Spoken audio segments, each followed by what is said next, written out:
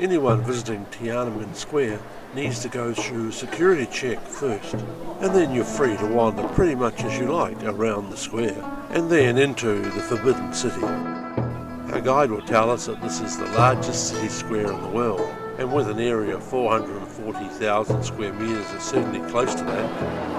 We'll walk a little bit further.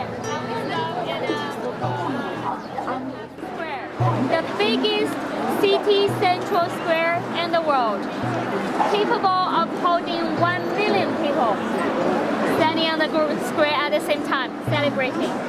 So Tiananmen, it means the gate of heavenly peace. Men is gate, big gate. So we named the square after the building in front of us. That's where Chairman Mr. Xi was waving during the parade. Surrounding the sides of the square, there are a number of large, impressive-looking buildings. This is the mausoleum for Chairman Mao, who was constructed in 1978. And there's a steady flow of locals visiting his tomb. In this large building is the Great People's Hall. It's where the China National People's Congress holds its meetings. And this is the memorial to the People's Heroes. It was built in 1952 and is the largest monument in China. I felt a bit sorry for the soldier having to carry out a very simple backwards and forwards march.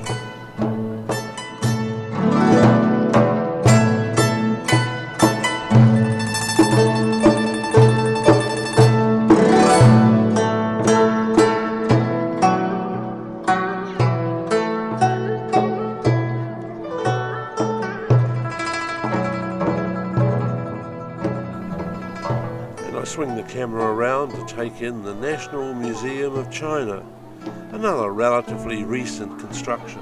The Greco-Roman columns in front are probably designed to give the building a sense of age and tradition. And here's a temporary representation of the Great Wall of China.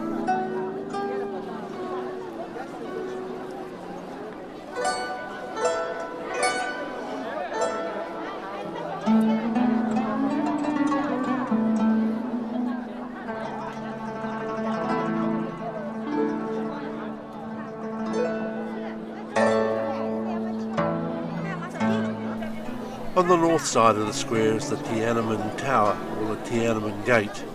This is by far the oldest building surrounding the square. It was constructed in 1417, and it's been standing here ever since.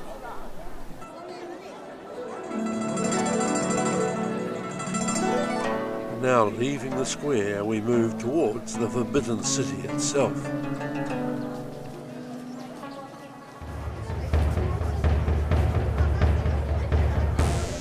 So we come with the crowds to enter the Forbidden City, also known as the Purple Forbidden City, or in modern times, the Palace Museum.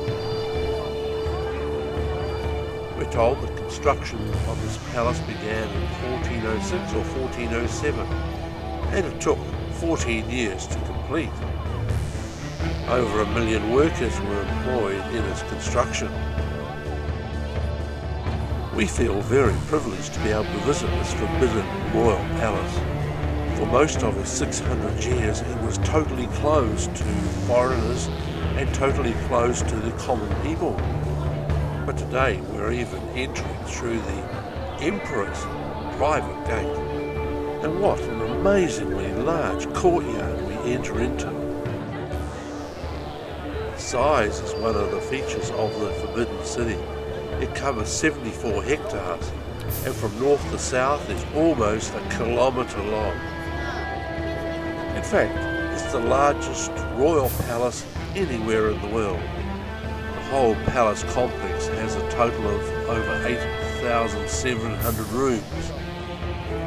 We entered the palace from the south via the Meridian Gate, and we'll exit at the north end through the Gate of Divine Might. Between the gates we will see very large buildings, the Hall of Supreme Harmony, the Hall of Central Harmony, the Hall of Preserving Harmony, and then there's the Palace of Heavenly Purity, a Palace of Tranquil Longevity, a palace of earthly tranquility, and a number of other various buildings.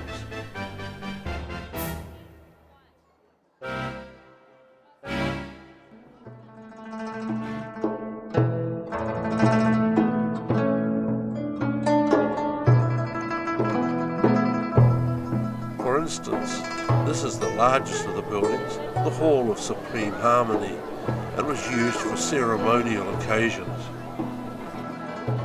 With 14 million visitors each year, there's always going to be crowds wandering around the palace, but we are fortunate that this is not one of the peak periods for visitors.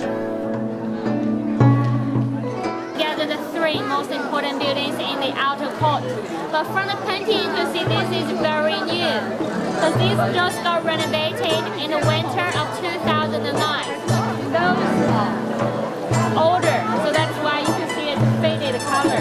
So the building right in front of us, the square shape palace, we call it the Hall of Central Harmony. And the one behind it, the name is the Hall of Preserved Harmony. So all the three buildings are named after harmony, because that's we think that's the key point, how to rule the country.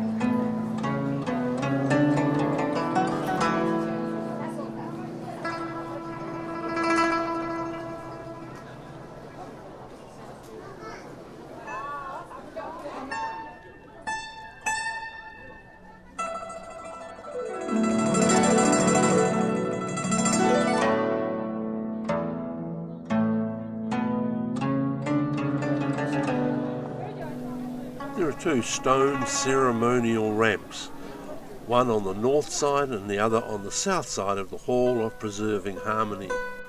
One is carved out of a single block of stone, 16.5 metres long, weighing over 200 tonnes. What an effort it would have been to get such a stone block into place, and then to carve it.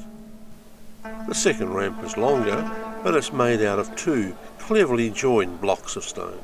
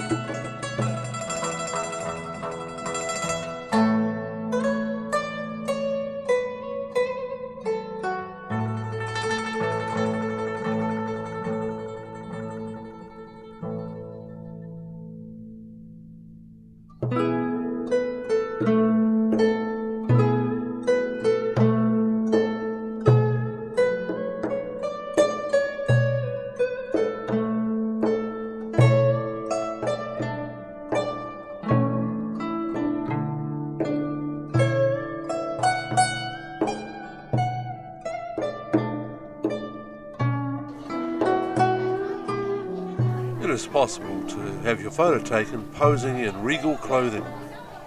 And the photographer's assistant has an interesting technique of blocking out spectators' camera views with her fan.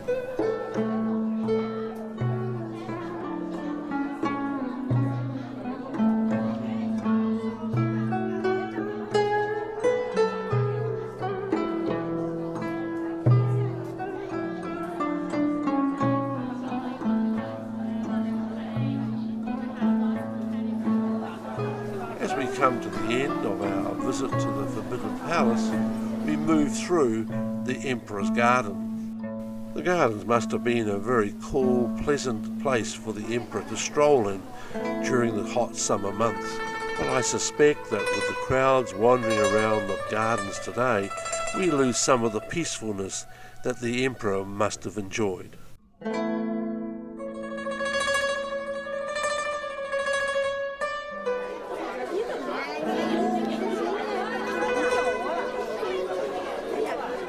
We leave the palace through the gate of Divine Might.